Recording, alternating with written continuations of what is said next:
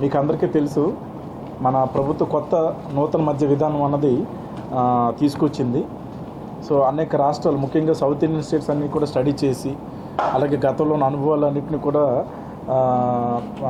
చూసుకొని ఒక నూతన విధానం ప్రజలకు ఆమోదయోగ్యంగా ఉండేటట్టు, అలాగే రాష్ట్రానికి కూడా తగినంత రెవెన్యూ వచ్చి ఎక్కడ కూడా ఎటువంటి డీవియేషన్స్ అవి లేకుండా ఒక సజావుగా ఈ ఎక్సైజ్ ట్రాన్సాక్షన్స్ అన్నది జరగాలని చెప్పి ఒక మంచి నూతన మద్య విధానాన్ని తీసుకొచ్చింది. దాంట్లో భాగంగానే మనకి జీవోఎంఎస్ నెంబర్ 211, మనకి 211 జీవో నెంబర్ రూల్స్ 2024 నిన్న నైట్ రిలీజ్ చేయడం జరిగింది.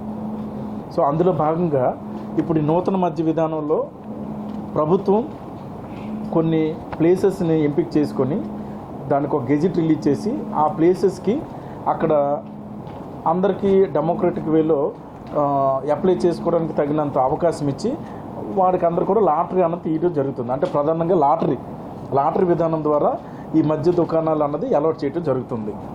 అయితే ఈ లైసెన్స్ పీరియడ్ ఎవరికైతే మనం కొత్తగా ఇస్తామో అది అక్టోబర్ 12 నుంచి అక్టోబర్ 12, 2024 నుంచి సెప్టెంబర్ 30, 2026 వరకు, అంటే 2 సంవత్సరాలకు మాత్రమే ఇది వర్తిస్తుంది.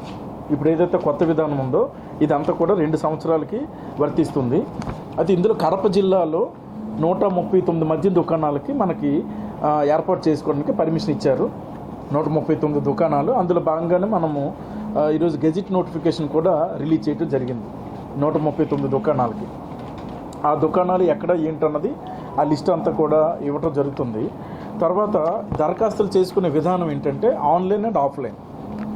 ఆన్లైన్లో కూడా ఎక్సైజ్ డిపార్ట్మెంట్ వాళ్ళు ఒక ప్రత్యేకమైన పోర్టల్ ఉంటుంది, దాని ద్వారా కూడా ఆన్లైన్ చేసుకోవచ్చు.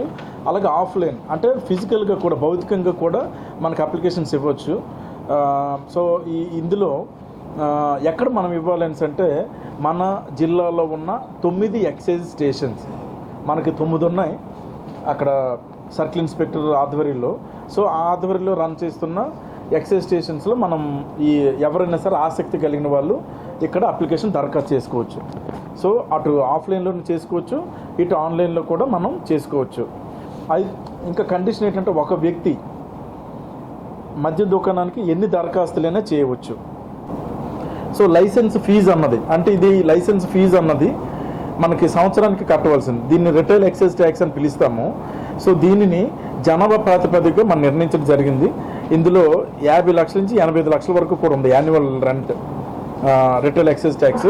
అది మీకు అంతా కూడా మీకు డీటెయిల్డ్గా ఇవ్వటం జరుగుతుంది. దాన్ని బట్టి మీరు ప్రజల్లో కూడా వెళ్ళవచ్చు. అంటే ఉదాహరణకి 10,000 కన్నా తక్కువ జనాభా ఉన్న ప్లేసుల్లో మనకి మద్య దుకాణం కానీ పెడితే రిటైల్ ఎక్సైజ్ ట్యాక్స్ 50 లక్షల రూపాయలు.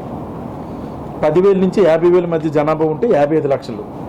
50,000 నుంచి 5 లక్షల మంది జనాభా ఉంటే 65 లక్షలు. 5 లక్షల కన్నా ఎక్కువ మంది జనాభా ఉంటే 85 లక్షలు రిటైల్ ఎక్సైజ్ ట్యాక్స్ అన్నది పే చేయాల్సి ఉంటుందన్నమాట. ఇది కండిషన్. ఇందులో మనకి ప్రతి సంవత్సరం కూడా, అంటే ఇది 2 సంవత్సరాల పాలసీ కాబట్టి ఒక 1 ఇయర్ అయిపోయిన తర్వాత దీంట్లో 10% పెంచడం జరుగుతుంది. ఈ లైసెన్స్ ఫీజుని కట్టడానికి 6 విడతలుగా, అంటే 6 ఇక్కడ మన కంతులు అంటారు, 6 కంతుల్లో మనం కట్టవచ్చు అనమాట. అంటే 6 ఇన్స్టాల్మెంట్స్, సంవత్సరానికి 6 ఇన్స్టాల్మెంట్స్లో కట్టవచ్చు. సో 2 సంవత్సరాలు కాబట్టి 12 ఇన్స్టాల్మెంట్స్లో ఏదైతే రిటైల్ ఎక్సైజ్ ట్యాక్స్ ఉందో అది కట్టే అవకాశం అన్నది ఉంటుందన్నమాట. బట్ మనకి లాస్ట్ డేట్ 9వ తారీఖు, ఆఖరి తేదీ 9వ తారీఖు, టైం సాయంత్రం 5 గంటలకి. అది లాస్ట్ డేటు.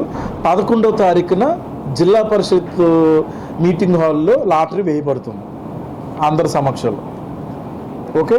సో దరఖాస్తు చేసుకునే విధానం, ఒక అప్లికేషన్తో పాటు ఒక 2 పాస్పోర్ట్ సైజ్ ఫొటోస్ పెట్టుకోవాలి. ఏదైనా ఒక ఐడెంటిటీ అనమాట, అది ఓటర్ ఐడి కావచ్చు, driving licence, Aadhaar, passport, bank passbook ఏవైనా పెట్టి ఆ 2 లక్షల డిపాజిట్ కూడా, నాన్ రిఫండబుల్ డిపాజిట్ కూడా కట్టి అది వాళ్ళు అప్లై చేసుకోవచ్చు. సో ఇవి ప్రధానంగా మనకి నూతన మద్య విధానాలు వచ్చిన అంశాలు. ఈ